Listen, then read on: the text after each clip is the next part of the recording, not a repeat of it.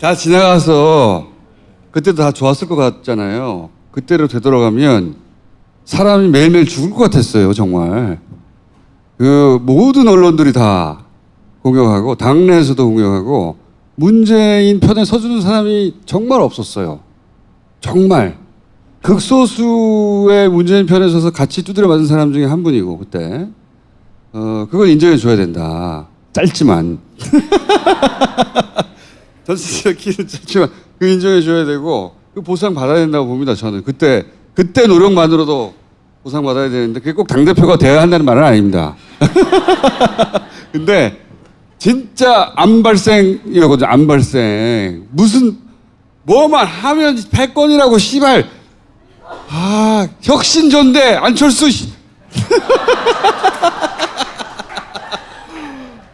그걸 또 얼마나 공격했는지 일방적으로 문재인이 그만큼 두려웠던 거예요. 사실은 저쪽에서도 두려웠던 건데 근데 그렇게 때리면 옆에 서 있기가 무서워요. 너무 때리니까 옆에 서 있지 못하거든요. 많은 사람들이 떨어져 나갔죠. 떨어져 나가거나 마음으로는 같은 편이지만 드러내지 못했죠. 드러내고 같은 편 들어주시는 분이고 그래서 제가 이 질문을 하고 답변할 자격이 있는 분이다. 소수에. 별로 없어요. 그때 내가 그랬잖아 라고 할 사람. 네? 그거 인정받아야 될 것 같고 진짜로. 문재인 대통령 진짜 결단력 있는 사람이거든요. 아, 그럼요. 대단한 결단력을 가진 사람이에요. 사심이 흔들리지도 않고. 예. 하여튼 문재인 대통령의 고난사, 인생의 가장 고난사 중에 하이라이트를 함께 하신 분이에요 그때. 저도 뭐 나올 뻔했어요. 아니 두 가지 현상이 있습니다. 그거 조금 이렇게 막 화나고 이렇게 뭐 견뎌야 되고 막 그런 식이 너무 어처구니 없잖아요. 그 말도 안 되는 소리를 하는데 거기에 또 막 국면이 막 요동치고 네. 얼마나 힘들어요. 그러니까 안철수 대표 탈당하던 날 그때 제가 여의도에 이제 봉사하는 단체에 있었는데 문 대표님이 거기에 이제 우리 의원들 몇 명하고 안철수 대표 집으로 설득하기 전에 네. 서로 하러 가시기 전에 거기 이제 얘기 나누고 가셨거든요. 저는 그랬어요, 진짜로. 탈당 100% 하는데, 어? 뭐 하러 가냐. 예. 아닙니다. 너무 힘들어 하시지 말라고. 갈 사람이다. 그래서 거기서, 근데 뭐 어떤 의원들은 가서 진정성 있게 얘기하고 뭐 하면은 됩니다. 절대 안 되니까 국민들의 눈에 문재인 대통령 그다음에 민주당의 모습이 탈당하려는 안철수에게 어떻게 비춰질 것인가 이 생각으로 가는 거지. 그거 막는다고 막아지는 게 아닙니다. 막 그러고 그랬었죠. 막 그런 시절 그날 막 댁에서 그 다음 날 아무도 못 가는 거야. 너무 이제 막 그 선한 분이 이게 막 스트레스가 올라와 있고 막 그러니까 그래서 제가 갔거든요. 또 진성준 의원이 이렇게 젠틀하고 막 그러는데 어떨 때는 아무 생각이 없어요. 그래서 다 안 가겠다는 거야. 너무 막 그냥 힘드시고 그래갖고 저는 이제 작심을 하고 이제 간 거고 진성준 의원은 가자 그러니까 그냥 쉽게 생각하고 오더라고. 근데 댁에 딱 들어갔는데 정말 그 공기라는 거는 막 이렇게 뭐 이렇게 말이 안 나오는 거예요. 근데 진짜 사모님이 대통령님 등을 계속 이렇게 문대주고 계시더라고.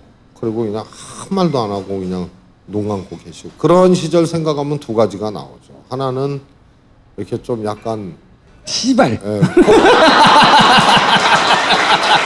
아니 뭘 못하겠네. 그게 두 번째 얘기하려고 그랬어. 첫 번째는 좀 약간 코끝이 시려지는 그런 게 있고요. 두 번째는 뭐 했으니까. 그래서 아까 그거 진짜로 하고 싶었어요, 저도. 한번 하세요. 그때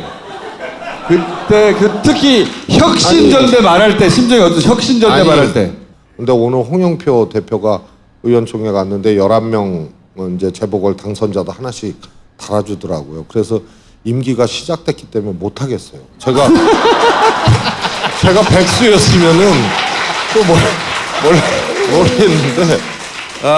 저는 굉장히 조심해야 돼 우리 총수님.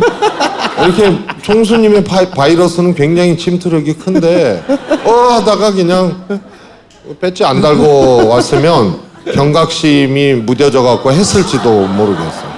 홍영표 대표님 감사합니다. 저는 아니 저딴그 특히 혁신연대 다른 거 있잖아요. 뭐 결단력이 없다니 우유부단하다니 이런 것들은 하도 그 친문 패권주의님 이런 것들은 다 그냥 프레임이거든요. 프레임. 그러려니 했어요. 근데 혁신전대 얘기 나오는 순간 이 씨발 그 탈당하려고 하는 거거든요. 근데 그게 전 너무 비열해 보였어요. 받을 수 없는 거를 던지고 자기 명분만 챙겨가는 거거든요. 아, 씨발 이렇게까지 비열하게 하나? 아, 그래서 그 시절을 견딘 분입니다. 예. 그때 옛날 얘기하면은 또 아니 혁신전대 얘기했을 때는 저도 이제 당 대표님을 모시고 이제 사무총장을 한 사람이니까 가능한 한 나설 때 나서고 또 아니면 또 더 인내해야 되고 뭐 그런. 그래서 뒤에 조정한답시고 또 안철수 대표하고 이렇게 왔다 갔다 하고 그랬어요. 제가 만나러 문 대표님 심부름도 하고. 근데 그 전에 기억나시겠지만 무슨 일이 있었냐면 문안박 공동체제로 가자 그렇죠. 그랬잖아요. 네. 문재인, 문안박으로 안철수, 가자. 박원순 네. 이렇게 해서 당대표는 문재인이지만 함께 논의하고 함께 끌고 가고 그럼 두 가지 효과다. 권한을 분산하자. 하도 패권주의 어쩌고 저쩌고 하니까. 그래서 3인 공동체제로 사실상 가자. 그다음에 하나는 대선 구도를 조기화시키자. 3인 체제로. 다 대선 주자니까요. 근데 박원순 시장은 좋다 그랬어요. 그게 정상적인 반응이죠. 왜? 문안박 이상이 어디 있어 그때? 아니 그리고 당대표 왜 달라 그래요? 대통령 하고 싶어하는 사람이든 지도자 하고 싶어하는 사람들이 링 위에 못 올라가니까 그래도 대표가 되면 스피커가 생기고 볼륨이 커지고 국민들한테 자기 생각을 얘기할 수 있는 기회가 폭과 깊이가 넓어지는 거 아니에요. 그래서 그걸 셋이 같이 올라가자. 그것도 대선 인물구도 조기화시키는 이 효과는 엄청난 거거든요. 그런데 안 한다 그러는 거예요. 그러니까 이상한 거죠. 그럼 100% 탈당 아니면 정계 은퇴거든. 저기 아니 그거를 문안박 공동체제를 안 받겠다. 문안박 그렇죠. 공동체제 플러스 대권구도 조기화. 이걸 안 받겠다는 건 탈당. 예. 꿈이 없는 사람이거나 해방 놓고 탈당하거나 둘 중에 하나 아니에요. 그래놓고 전대를 다시 하자고 꺼내는데 그때는 나도 폭발하겠더라고 정말. 우선은 너무 밉잖아요. 그리고 저도 그때 폭발했어요. 그래갖고 내가 난 안 대표님 안철수 대표 찾아가는 심부름 저는 못 하겠다고 그렇게 마음은 먹은 게 혁신전도 전대 얘기하고 얼굴 보려니까 정말 이게 사람이 그러면 안 되는데 너무 막 밉고 막 이런 게 얼굴을 딱 보면은 내 미운 생각이 맞구나 막 이런. 그러니까 내가 망가지겠다라고요. 아니 사람이 그건 분리해야 되거든요. 자기 이성과 자기 논리와 상대방의 모습을 이걸 막 자꾸 하면은 내 판단이 또 잘못되고 그러니까 그래서 이거 안 되겠구나 해서 제가 안철수 대표 접촉을 포기했죠. 예. 이게 이제 그럴 때 순간적으로 튀어나오는 거거든요. 말하다 갑자기.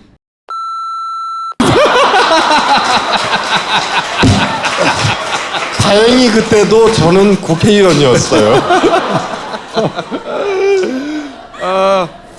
아니 저는 자문을 당선자 지도 보면서 저는 사실은 혁신전대 그때가 생각났어요. 사실은 모신 이유 중에 하나가 그 바닥에 떨어졌을 때 그 문재인 대통령을 다 지지했을 것 같이 본인들도 그때는 많은 사람들이 지지자들도 의구심을 가지고 있었어요. 하도 그러니까 저 사람이 정말로 실력이 없는 건가? 이런 사람도 꽤 있었어요.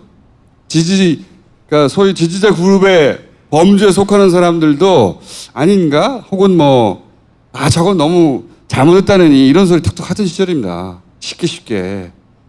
민주당 내에도 그런 의원들 진짜 많아요. 구할은 그런 사람들이 구할은. 지금은 다들 아닌 척 하면서 그냥. 근데 그 시절에 어쨌든 제일 곁에 있었고 곁에서 생고생했는데 스포트라이트도 못 받았어요. 당시에. 그래서 제가 이 지도를 보면서 다시 불러서 그때 고생했던 고난의 역사를 가장 곁에서 같이 해서 센 고생하고 다 얻어 터지고 막 자빠지고 막 코피 나고 근데 대중들은 기억이 없거든요. 그게 정치권에서는 많이 짓밟히셨죠 그때. 예. 짓밟혀서 얼굴이 지금보다 훨씬 좋았어요 그 이전에는. 진짜 그때 완전히 노안이 된 거 같아. 그래서 이 지도 보고 그때 이야기를 다시 되돌아가서 할 타이밍은 이제 없어요. 예? 영광밖에 기억이 안 나거든. 꼭 한 번은 제가 그 자리를 마련해 드리고 싶었습니다. 예, 그래서 모신 겁니다. 예.